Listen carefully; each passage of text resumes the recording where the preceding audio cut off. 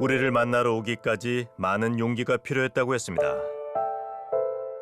제가 여기 아까 들어오면서 이런 마음을 딱 2번 느꼈어요. 경찰청 들어갈 때랑 지금 여기 올 때랑. 내가 또 여기까지 뭐하러, 못하러. 미숙 씨에겐 무슨 일이 있었던 걸까요? 먼저 우리에게 영상 하나를 보여줬습니다. 걸어가는 사람이 네, 저예요. 오른쪽 길을 걷고 있는 사람이 미숙 씨라고 했습니다. 그런데 차 한 대가 미숙 씨 쪽으로 방향을 꺾는가 싶더니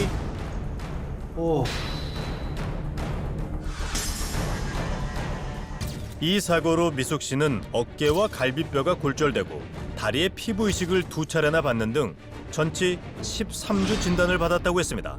그런데 사고 당시 미숙 씨는 혼자가 아니었답니다. 그 등 뒤에 100일짜리 아기가 있었어요. 제가 다친 부위가 허벅지 메인 위까지 다쳤어요. 만약에 그 아이가 제 앞에 안겨 있었다면 그 아이는 하지가 진짜 잘려 나갔던 거나 아마 그랬을 거예요. 차에 치이는 순간 미숙 씨가 옆으로 넘어지면서 등에 업고 있던 아기는 큰 부상을 입지 않았다는 겁니다. 미숙 씨는 가해 차량 운전자와 소송을 진행 중이라고 했습니다. 죄명은 뭐예요? 살인 미수죄 및 폭행이요. 피해자는 아이들의 아빠고 제 신랑이죠. 차에서 내린 가해자가 놀랍게도 미숙 씨의 남편이자 아이 아빠라는 겁니다. 이게 어떻게 된 일일까요? 사고가 난 건 2015년 9월. 그날 미숙 씨는 남편을 따라 부부 동반 모임에 참석했다고 합니다. 술잔이 오가고 분위기가 무르익을 무렵 부부 사이에 사소한 말다툼이 벌어졌다는데요.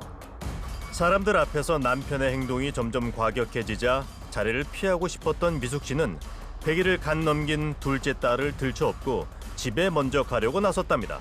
그런데 남편이 뒤쫓아온 겁니다. 큰아이는 뒷좌석에서 자고 있었고요. 그 이제 100일짜리 아기만 띠로 뒤에 업고 이렇게 걸어가는데 신랑이 차로 가로막았어요. 또 이제 서로 말다툼을 하다가 차에 타자마자 또 서로 이제 욕설이 오가고 싸워서 그냥 내렸어요. 실랑이를 벌이다 다시 차에서 내린 미숙 씨. 그 직후 아내와 아이를 향해 차가 돌진했다는데요. 당시 현장에는 사고를 목격한 이들이 많았습니다.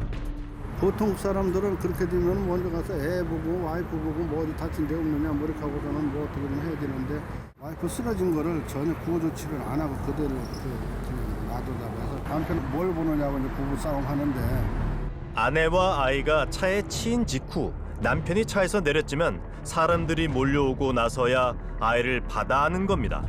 사고가 난 지 2분 이상이 지나서였습니다. 게다가 사고 직후 남편이 차에서 내리자마자 쓰러져 있는 미숙 씨를 발로 차려고 했다는 겁니다. 이후 남편이 보낸 문자 메시지에도 행동이 옮기지는 않았지만 발로 차려 했다고 시인합니다. 지난 1월 6일 법원에 1심 판결이 나왔습니다. 우리 딸을 얻고 있던 아내를 수동적 충격으로 아닌가 의심이 들기는 한다. 그런데 1심 재판부는 남편의 살인 미수 혐의에 대해 무죄를 선고했습니다. 전문가는 무죄 판결의 이유를 이렇게 판단합니다. 살인의 고의라는 것은 범행 당시의 고의를 판단하는 것이거든요. 그러니까 사고를 낸 이후에 치료를 잘 받게 해줬다. 뭐 이런 몇 가지 사정들을 가지고 범행 당시에 살인의 고의가 없었다라고 법원은 판단을 했습니다. 남편을 만나봐야겠습니다. 그럼 지금 남편분의 입장은 의도한 게 아니죠. 등에 100일 된 아이를 업고 있는 그러니까 그 자체가 제가 미친놈 말고 그래 하겠습니까? 단순하게 넘어져서 그랬구나. 그러니까 애가 뭐 개안겠구나. 제가 아무 생각이 없었어요 그 당시에. 사고 나자마자 내려가지고 발로 차려는 행동을 안 하셨어요? 모션을 취해서 너무 화가 나. 근데 저는 차에 부딪힌지도 몰랐어요 그때.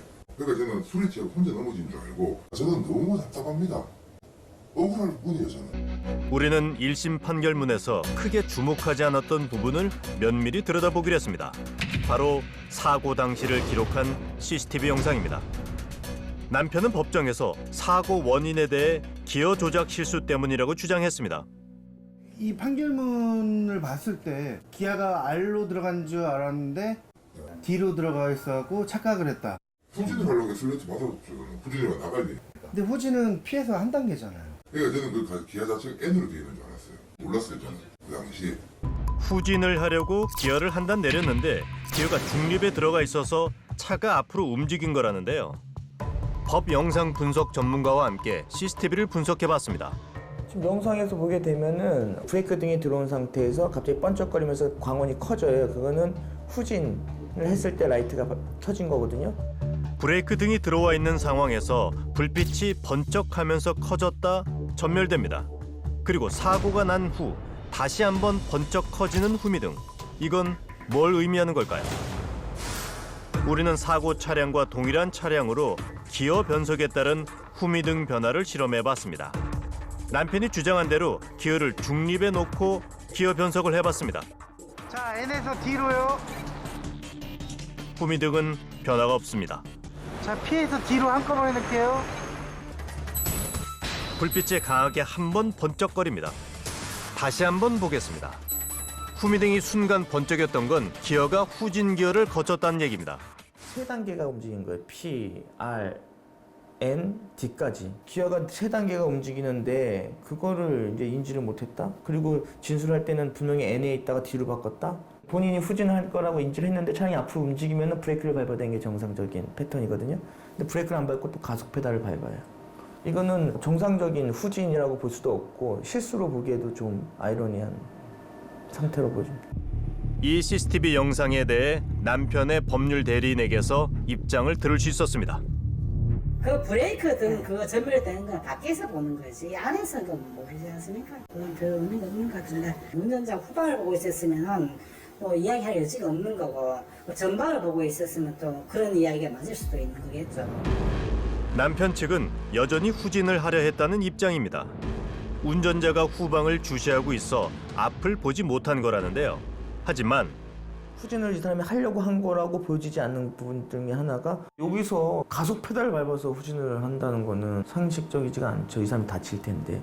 공교롭게도 사고 순간 차량 뒤로 사람이 지나가고 있었습니다. 만약 후방을 주시했다면 후진을 위해 가속 페달을 밟았을 리 없다는 겁니다. 교통사고 분석가 역시 후진으로 알고 가속 페달을 밟았다는 주장에 의문을 제기합니다. 이 차가 브레이크에서 발이 떼요. 발이 떼고 나서 차가 출발을 했어요. 시간상으로는 굉장히 짧아요. 뭐 0.7초 이 정도밖에 안 되거든요. 전진으로 가고 있다는 걸 아는데 움직이기 시작하고 나서 가속 페달을 밟았어요. 블랙박스 영상입니다. 차가 앞으로 움직이는 것이 보입니다. 0.7초. 그 짧은 순간 차가 앞으로 천천히 움직였다가 속도가 붙습니다. 이것은 브레이크 페달에서 바를 때 가속 페달로 옮겨가는 그 사이 차가 자동으로 움직였다는 걸 의미하는 겁니다. 남편은 차가 앞으로 움직인다는 걸 몰랐을까요? 전진하고 있다는 걸 분명히 느꼈을 텐데도 불구하고 엑셀을 아니요, 그 시간이 보시면 알겠지만은 1초 안 돼요. 무슨 취지는 알겠는데 그게 만약 그 시간이 길다 하면 그 이야기가 돼요. 1초밖에 안 되는데요. 저희 생각에는 50cm에서 그렇게 해가지고는 사람 안 죽을 것 같은데요. 남편 측은 거리와 속도가 목숨을 위협할 정도가 아니었다고 강조합니다. 거리가 중요한 게 아니고 속도가 중요한 게 아니고 벽을 부실 정도로 밀착이 됐다면 사람이 죽을 수가 있겠죠. 그러니까 모든 것들에 대한 전체적인 정황상으로 봤을 때는 고의성이 존재할 가능성이 매우 높아 보여요. 그렇다면 1심 재판부가 무죄라고 판단한 이유는 무엇이었을까요? 판결문에는 이 사건에 앞서 진행된 이혼 소송에 대한 언급이 있었습니다. 판결문에서도 보면 사실은 이 여성이 고소한 것이 좀 안 좋아 보인다. 약간 핵심인 것 같아요. 이게 결국에 소송 분쟁 중에 유리하게 끌고 가려고 고소한 거 아니냐. 나는 우리 재판부는 거기에 동조하지 못하겠다라는 입장이었던 것 같아요. 남편도 같은 얘기를 합니다.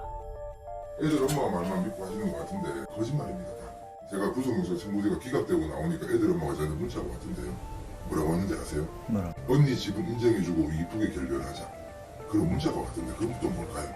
결국 이 재산 분할 때문에 그러는 거야. 그래서 몰고 가고 있는 거예요 지금 모든 게 다. 하지만 아내의 주장은 다릅니다. 먼저 이혼 소장을 적어왔어요. 이혼 소장 집에 적어놨다. 밤에 가서 도장 찍어라 저한테. 남편이 먼저 미숙 씨에게 이혼을 요구해 왔고 일방적으로 합의 이혼서까지 작성해 왔다는데요. 당시 언니와 지분을 3분의 1로 나누자는 제안도 남편이 먼저 했답니다. 그런데 협의 이혼하자. 그리고 공증까지 받자. 좋다. 공증 언제 받으러 가자. 얘기까지 나왔었거든요. 그리고 나서 자기가 뭔가 기분이 틀렸어요. 나 너거니 거 지분 인정 못한다. 부부는 처음 작은 마트를 운영했습니다. 당시 미숙 씨 언니가 함께 돈을 보태 가게를 열고 공동으로 관리했다는데요. 아내는 사고가 발생한 지 6개월이 지나 뒤늦게 경찰에 신고한 것도 재산 분할 때문이 아니라고 했습니다. 그렇게 한 6개월 참고 살았어요. 네, 가정을 지키려고요. 저도 아빠 없이 자랐고 호르몬 밑에서 힘들게 컸고, 그리고 제 자식들한테는 똑같이 그런 가정을 물려주고 싶지 않았거든요. 이혼만은 막아보려고 신고를 망설였던 것뿐이랍니다. 하지만 이런 사안을 이제 살인 미수로 경찰에 영장 신청한 경우가 없어요.